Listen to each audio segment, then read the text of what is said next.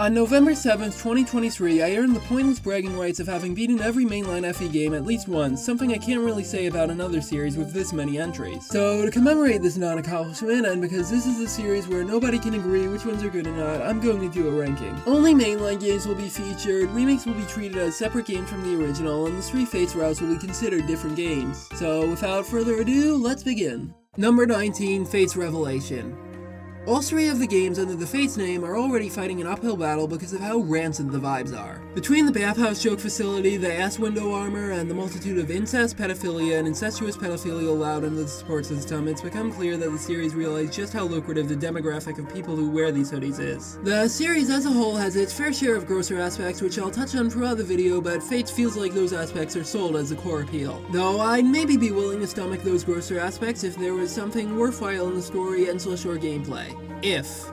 Rev has a reputation for being the worst game in the series, and said reputation is entirely true. The overuse of Dragon Veins that can only be used by sacrificing a unit's turn on player phase causes the game to feel really sluggish. The sheer quantity of characters results in some of the most horrifically terrible balancing in the series. And while Fates' story was already bad enough, Rev takes it to another level, even beyond the inherent idea of a golden route where nothing bad happens, undermining what Fates is going for. The first half blatantly reuses plot points from the other 2 routes, and the second half uses a dead parent trick 3 maps in a row, and also has the arc where Corrin falls for the obvious traitor and learns nothing from it. The one compliment I could give to Rev that doesn't apply to the rest of the series, or even just the other 2 Fates routes, is that I like Vala's distinct aesthetic and atmosphere, with Pass Below being one of my favorite map themes in the series. But that's ultimately just a drop of water in the sea of crimes Rev commits. Number 18, Fates Birthright. Something you might not know about Fates' difficulty scaling is how it's handled completely differently across all 3 routes. Conquest focuses on enemy skills, Rev focuses on enemy stats, and Birthright focuses on upping the sheer quantity of enemies you'll fight. When combined with the abundance of boring route maps with constant reinforcements, the end result is a game that is either pathetically easy on the lowest difficulty or a complete slog on higher ones. As for the non-gameplay aspects, you've got a milquetoast FE story that just so happens to master the kill-off character button enough times for it to lose any semblance of impact. It's easily the least egregious Fates route in terms of pacing and other broader structural aspects, but it's still subject to many of Fates' writing issues, namely both siding a conflict with an obvious aggressor. I don't necessarily agree with the increasingly common take that Birthright is worse than Rev, but I understand why that take exists because at least Rev is bad for interesting reasons. Now let's move on from the games I actively dislike and move on to the ones I have more mixed feelings on. Number 17, Shadows of Valentia. If you've interacted with me in certain spaces, you probably know of my unhinged relationship with FE15. But if you haven't, it's time to destroy any credibility I have by putting it this low and even below the game it's a remake of. Presentation-wise, few, if any, FEs can compete with it. The combination of Hidari's character designs and the many talented voice actors breathes so much life into the cast of characters, and the soundtrack is just immaculate. Special shoutouts to What Lies at the End for how much it conveys a feeling of, I just want this shit to end, which is coincidentally how it feels to play this game sometimes. This isn't to say that the game is completely unsalvageable. The mechanics have a nice streamlined feel to them, I like the risk vs reward mechanic of spells and Rs decreasing your HP, and I'm half tempted to do an LCC run of the game because of how funny the meta is, but the mid to late game maps are infamous for a reason. They're one thing in guiding, but in FE15 a lot of tools for making the maps more bearable are nerfed, and the changes to dungeons means you're going to have to play more of these maps. I'd be willing to forgive mid-gameplay if the story was something special, but FE15 is around the midpoint of FE stories for me. It's fine, it succeeds on the base level of pacing and prose, although both respective lords have their issues. Alm's route goes from Baby's first examination of class to everyone talking about how he's the coolest person ever, and Celica's route somehow gives her less agency than an NES game. The game in general is misogynistic to an absurd degree, even by the low standards of the series, as exemplified by the X-ray jail and the new character who exists only to be sacrificed by Berkut. Here's a visual demonstration of how Kusakihara will be forced to pay for his crimes. Number 16, Engage. You know, I think a lot of the initial concerns with Engage were well-founded. The gimmick of every protagonist coming back as fanservice missed the mark both because the main plot didn't do anything interesting with said protagonist and because Fire Emblem fans don't deserve any service. And the story is just an active drag, not even because of the inherent idea of a campier plot, as I can count the FE games that consistently have something interesting or meaningful to say on one hand, but because of how lifeless Switch FE's cutscene presentation is, and how bad the prose is in this game specifically. The gameplay though, at least I'm editing, where you're given given the incentive to learn the tools at your disposal is good. Great even. Enemies are built in such a way that you can't just mindlessly deal with them like in a good chunk of the series, so you have to cleverly use the various tools at your disposal to get rid of them on player phase. For how creatively bankrupt they feel from a story perspective, rings and their inheritable skills are genuinely fun to mess around with. Some of my favorite uses of them across my 2 playthroughs include putting Corn on a Flying Thunder user to have their freezing and stat lowering abilities as a panic button, using an Ike Panek crit build to make enemy phases easier to deal with, and using Covert Astrostorm to fuck with the AI. You have so much freedom in how you create units that it's interesting to compare people's approaches to managing, like what I did with my friend's PMU. Every strength of the game is exemplified by Chapter 17, where you're presented with 6 strong ring-using bosses and you have to learn every little nuance of their composition and behavior to stand a chance of survival. Not to say that the gameplay doesn't have issues though. The late game maps devolve into reinforcement spam after a certain point, early game units feel actively unfun to use, and the UI may very well be the worst in the series. But man, the gameplay is just good enough to almost make the child feed cutscene worth sitting through. Almost. Number 15, Three Houses. I've come to end any and all Three Houses versus Engage arguments by saying that they're both fucking mid. Don't mistake the low placement for lack of trying though. This is by far the most ambitious / experimental of the series' quote-unquote modern era and has higher highs than some of the games I'm ultimately putting it above. Unfortunately though, Three Houses can't handle the sheer weight of what it's attempting. Mechanically, I have the unpopular opinion and scorching hot take that the game is fine enough for a single playthrough but not for the 4 it asks of you. The revamp system for building units is interesting on paper and works well in the first half where you're constantly getting new tools, but it becomes increasingly apparent that there aren't enough interesting builds, and you might as well just go with healing focused Wyvern Lord for everyone. Better in the first half is a way of describing a lot of things in Three Houses actually. The maps go from being distinct representations of the kind of tasks the monastery's knights are given to a homogeneous blob of enemy spam, and said monastery goes from new and interesting to an active drag on playthroughs. The biggest offender of the game's front-loadedness is the recruitment system, as having most characters playable on every route limits how they could be incorporated into the maps and makes said routes feel homogeneous. Narratively / artistically though, Three Houses has some of the highest highs and the lowest lows of the series. I made a whole video on my favorite characters in the game, but a character I didn't talk about in that video who I want to highlight is Edelgard. Regardless of what you think of her morality, you can't deny that a lot of Three Houses' strongest ideas can only exist because of her. I don't think she's a socialist like some seem to believe, or that Three Houses is making any brave statements on contemporary politics. The violent dismantling of the current political system being painted as arguably the most viable course of action is something you wouldn't expect from a Nintendo published game, or at least one that wasn't made by this guy. And the dynamic of her thinking primarily of the future while Dimitri is thinking primarily of the past is the very definition of chef's kiss. However, for as many interesting ideas as the game has beneath the surface, the actual moment-to-moment experience of the story does not do those ideas justice. Azure Moon is the only one of the 4 routes I'd say felt complete, as Crimson Flower is woefully undercooked, and Vernon Wind and Silver Snow are copy-paste of each other with a rare interesting idea like Hubert entrusting Folan to Claude. And across all those routes, there's broader issues with the presentation, namely in cutscenes. I'll give the game credit for genuinely good voice acting and prose, but every character's 3D model being relegated to a handful of constantly reused animations makes cutscenes feel aimless. Also, I feel like a broken record with how much I bring this up, but Byleth is an active detriment to the story, because whenever they're involved, the focus shifts from the more morally complex / thematically interesting lores to look how cool you, the player, are. Also, I find it necessary to point out that the game has been criticized for its handling of marginalized issues and how everything surrounding the tragedy of Dressier in particular has a lot of white savior undertones. You can sum up my general thoughts on Three Houses in a single scene, that being Rodrigue's death. There's a lot to unpack here and how it ties into both Dimitri's personal struggles and the harm caused by Fargus's chivalrous culture. Too bad you're not thinking of any of that as the scene is unfolding because you're distracted by how he died in the silliest way possible. Number 14, Blazing Sword.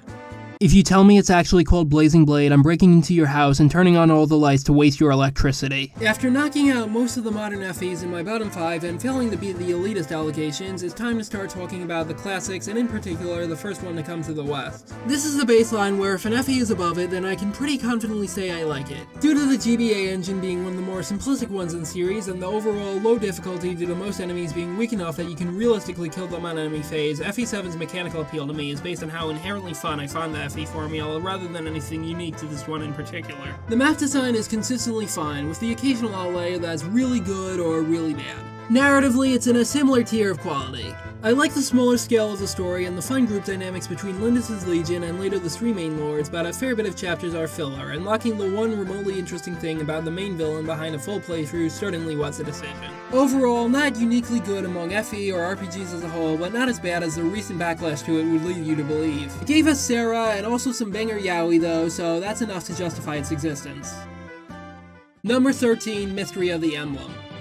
The game that really put FE on the map and the best-selling in Japan pre-Awakening. In true Super Nintendo fashion, it includes a remake of FE1 to flex and more powerful hardware. Book 1 is my least favorite of the three versions of FE1, as it doesn't quite match up to the unique eccentricities of the original or FE11's various bells and whistles, but any version of this game is a good version to me. Book 2 on the other hand is rough. The mechanics on their own are solid, and I really do appreciate how much eccentricities there are, be it ones carried over from FE1 like the absurd gains from stat boosters, or new ones like the sheer amount of things that count as free actions and the staff that refreshes all your units. But the maps were designed under the assumption that players already beat Book 1, and while that could have made for interesting challenges, it more often than not results in complete slides or poorly thought out terrain. Kidnapped Princess and Henri's Way are the worst offenders in regards to how much the game likes to waste your time way more than it reasonably should. As for the story, this and its remake are easily my least favorites of the pre-3DS Fire Emblems on that front. I do appreciate the attempt to give more depth to Arcania, but said depth is relegated to background lore as opposed to the events that actually occur on screen. The end result is a narrative that goes on and on about how the humans vs dragons conflict is more complex than it seems, only for it to end with Marth saving everyone by killing the exact same unambiguously evil dragon from the previous game. Number 12, Awakening.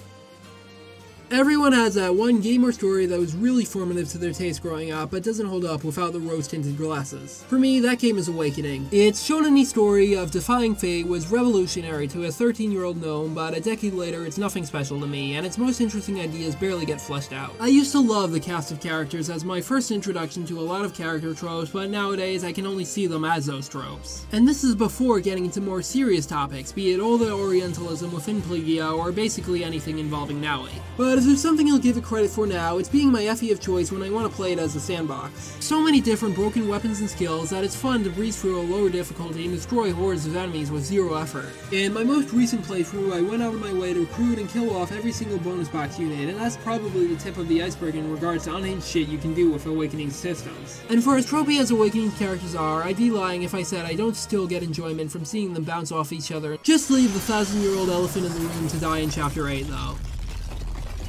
Number 11, Radiant Dawn. If this game ended with Act 2 and presented itself as something more weird and experimental than a definitive conclusion, it could have easily been top 3. Act 1 follows a revolution in the country you defeated in the previous game as a result of the poor state it was left in, and you have to cleverly use weaker units to take on a significantly stronger army. Act 2, on the other hand, focuses on the political instability within the country you sided with in the previous game, and has you play some unique maps that showcase the escalation of said instability. These are both interesting portrayals of what would naturally happen after the events of a Fire Emblem game, and also conveyed really well through gameplay. So how fitting that the time the writing quality drops is when the gameplay quality does too. The further the game gets from the first 2 acts, the more it increases in scale and moves away from its initial strengths. And the map design devolves into big route maps that take way too long. This isn't to say that the second half of Radiant Dawn is completely devoid of merits, as even at the game's lowest point, it's still doing things that most FEs don't have the guts to do. But when I think of the Tellius duology strengths, I think of Sephiroth's final musings and passive radiance, and the general idea that you can't just solve every broader issue within Tellius by hitting a god with a big sword. Oops. Number 10, Gaiden. Let me emphasize this. We have only just now reached the midpoint of the rankings, and plenty of important, endless, or well-regarded games lost to the slow, clunky meme game. There's a lot of things about Gaiden I want to defend. Some of the later map design, quality of life issues that were typical to older RPGs, and a fair bit of NES-era misogyny. Still, I find that its reputation for being grindy only exists as the inevitable result of every single unit being deployed, and can be mitigated by letting the ones you don't need die. There is a certain charm here that isn't captured by the remake or any other game in the series, as this experiment with aspects of more traditional RPGs. Whenever Gaiden gets praise, it's usually for weird little oddities, like Silk being one of the most broken units in the series, the ring that gives you 40 speed, and the way that you can play the game with only 5 units ever joining you. However, what makes Gaiden so unique to me is the Ludo narrative it establishes. Valentia is on the more politically unstable side of FE settings, and both the armies you control are smaller and more informal ones in comparison to the sheer might of the Regalian Empire and its evil church. As such, your units are usually not strong enough to one-round enemies, and you're going after a lot rely on guerrilla tactics, or more specifically, learning quirks in the AI. Non-monster enemies will always run away to heal at under half health, and if an enemy can attack on beneficial terrain, it will. These rules can be exploited to prevent enemies from attacking units that would have otherwise been killed. One of my biggest gripes with the remake is how, despite nerfing some of the more fun tools, it significantly buffs the gross of units, meaning that you don't have to engage with the AI in the same way that you have to in Gaiden. What I'm saying is that I want weaker units with worse stats, and I'm not kidding. Number 9. Fate's Conquest. Unpopular opinion and scorching hot take, the gameplay is good and the writing is bad. I'd argue that this has the least bad Fate story, since Corrin trying and failing to work within a fundamentally evil system is at least something, but you could also argue that water turning to blood is the least bad of the 10 plagues, since looking kinda cool is at least something. At the very least, the writing is bad in a way that's funny, although the same can't be said about Fate's general vibes, which are as rancid here as they are in the other two routes. But as most people can tell you, the gameplay is uniquely good. Conquest restrictions on grinding and its tight economy enhance stuff like forging and the unique recoalescing system by contextualizing them as part of a compelling resource management dynamic that the other two routes simply don't have. And as evidenced by the circle jerk around Chapter 10, its map design is also really good, for the most part. Yeah, the main thing holding this back mechanically is how the late game map design leaves a lot to be desired at points. Though, due to the various tools you have to counter specific obstacles and the engine's overall speedy pace making resetting not as punishing, I can't really say that these maps are the worst thing in the world. No, the worst thing in the world happened before you even chose a route. Number 8. New Mystery of the Emblem. My issues with FE3's narrative still stand here, and if anything, the remake's narrative is slightly worse. I don't agree with a lot of the common criticisms of Chris, but I don't think the character really adds much aside from some scenes flowing more naturally and some cool hats. I'm also not a fan of the everyone asterisk is here approach to unit distribution, as evidenced by the placements of the other two FEs with that approach. In addition to the sheer size of the roster creating notoriously fucked up units, this approach limits how much the story can deviate from the status quo. For as much as I don't like Book 2's story, the implication that certain characters from Book 1 died silently, be it through the enemy or Marth's own hand, is an interesting one, and it's a shame that it was left to the wayside. But unlike the half of a game it's a remake of, New Mystery's gameplay more than makes up for its narrative failings. Out of the 3 FE remakes, this is the one with the most drastic changes to maps, as mechanical differences like the removal of dismounting inherently require enemy placement to be altered. These newer versions of maps are player-phase focused ones, where you'll often have to play around the distinct enemy AI and rush to finish before nigh unbeatable reinforcements show up. You inherently have to play aggressively in a way that few other FEs force you to, and it's absolutely cathartic to finally pull through. And if that's not enough, classes are more balanced than they are in other FEs due to how stat caps work. The DSFE engine has more respect for your time than any other in the series. And the hardest difficulty actually has clever twists on the game beyond just giving enemies higher stats. Now, all the game needs to do is stick to the landing and, oh. Number 7, Binding Blade.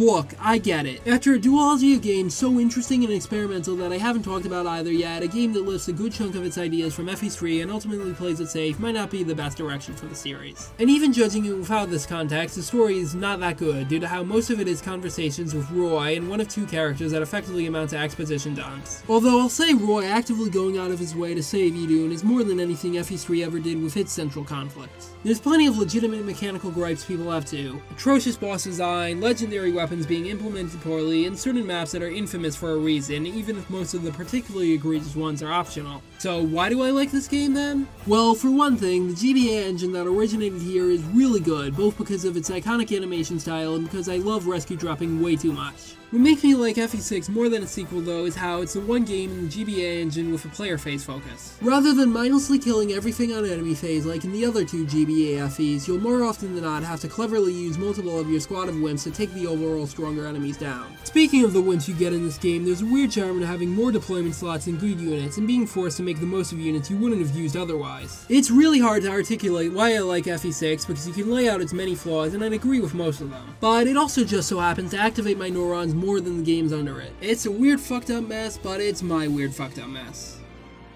Also hop on RB. Number 6, Genealogy of the Holy War.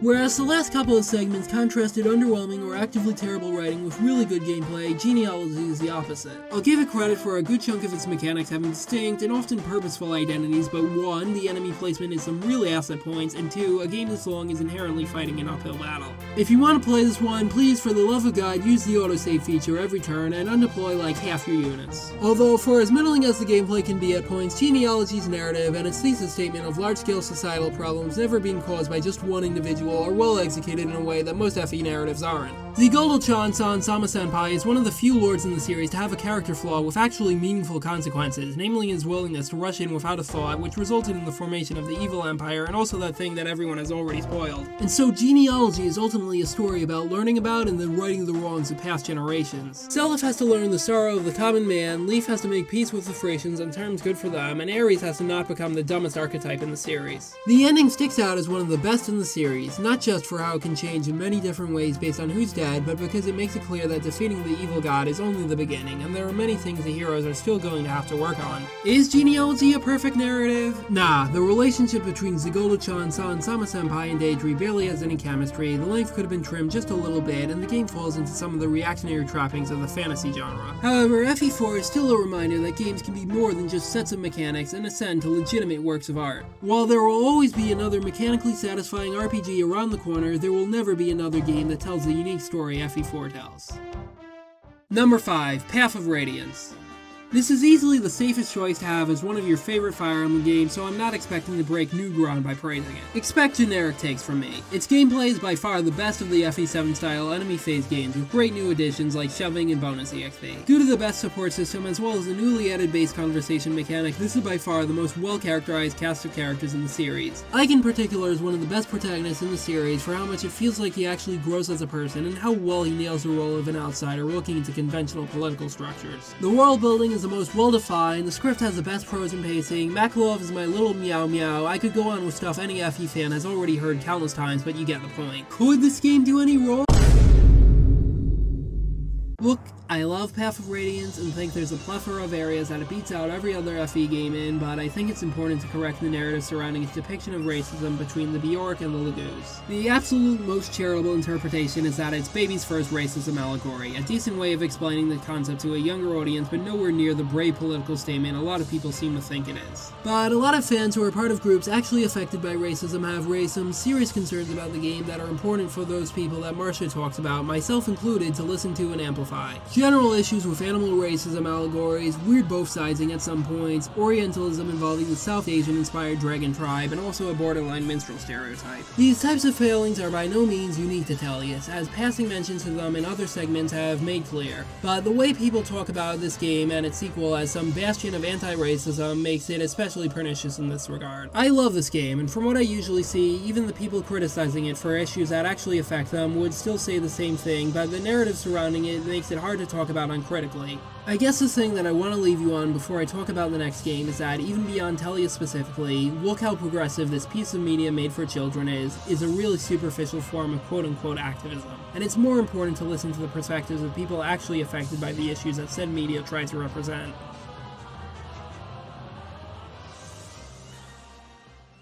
Number 4. Makalov's toenail clipping. Aren't you forgetting someone?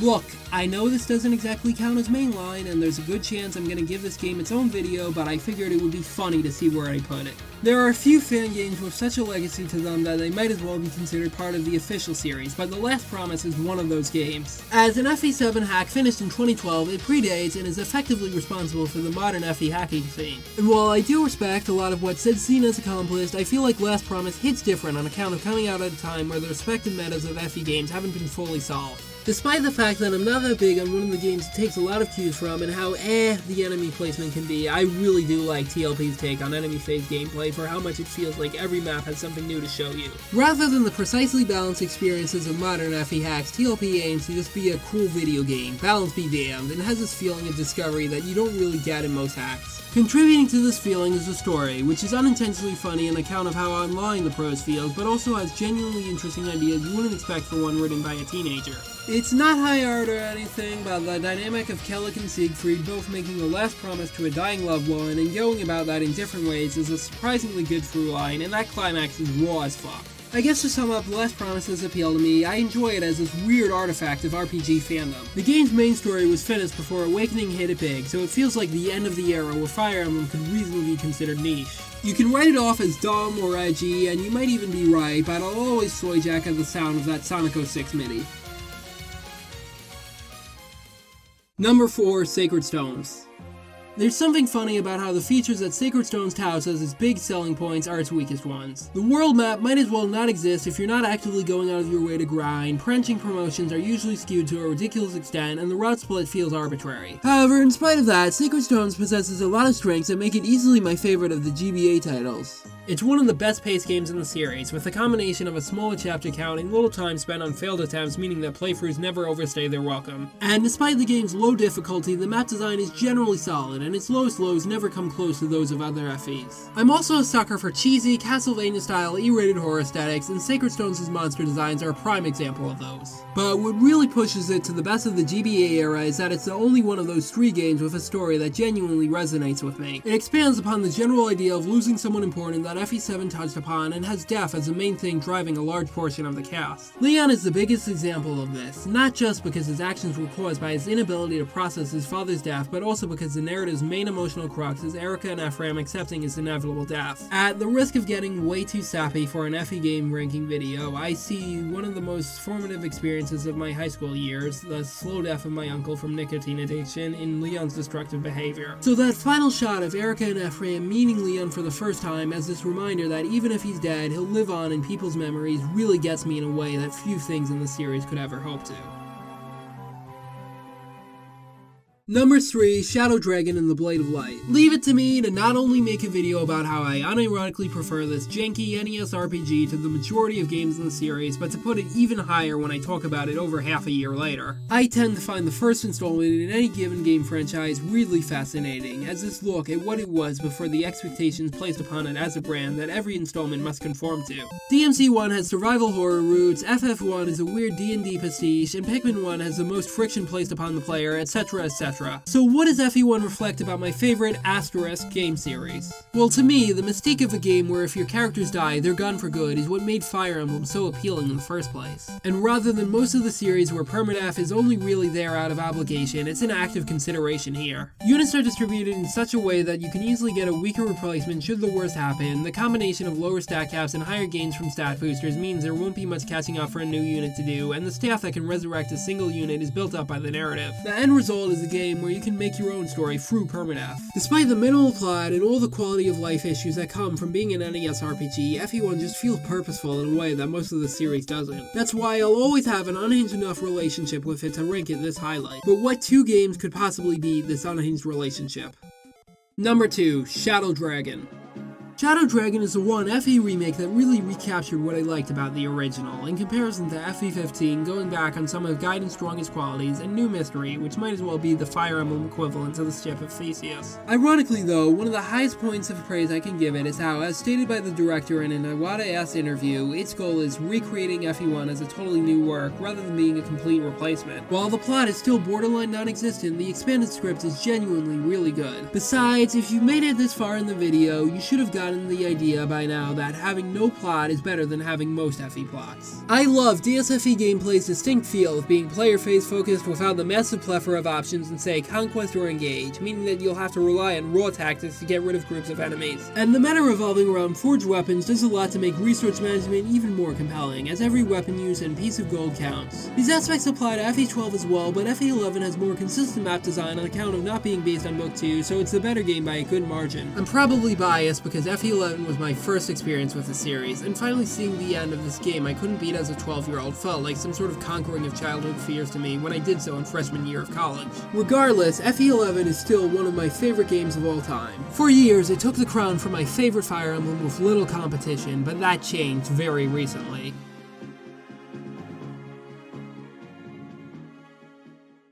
Number 1. The one and only mythical final boss of the series, Thracia 776. This was an extremely tough choice because while Shadow Dragon has the more consistent quality, Thracia has higher highs and lower lows. It has all the quality of life issues of pre-GBA FE, it has 2 of the worst design maps in the series, and it can sometimes be too edgy for its own good. But as a game unhinged enough to be published for the SNES within 3 years of the N64's life cycle, Thracia's highs are high enough for me to give it the top spot. Games, and especially RPGs where you control control a plucky band of heroes up against an evil empire are a dime a dozen, but Freixo is a rare game that sells just how much of a disadvantage those heroes would be in that situation. You can't compete with Raedric's sheer numbers. However, you have a lot of busted tools at your disposal. Scrolls that can turn even the weakest unit into a combat god, strong PRFs given out like candy, and ample opportunity to stock up on warp staves. So effectively, this game is about a tiny guerrilla movement, desperately clinging to any advantage it can get on the much larger empire. That thing I thought Gaiden was, but for real this time, and not me looking way too deep into it. The best example of the unorthodox tactics you have to engage in to have even a chance of victory is capturing, a single mechanic that is more brilliant than most FE games' entire systems. You have very little gold to use in shop, so your main way of getting new resources is a risk vs reward mechanic where you trade damage, speed, and accuracy for the chance to take a hostage and steal all the items they have on them.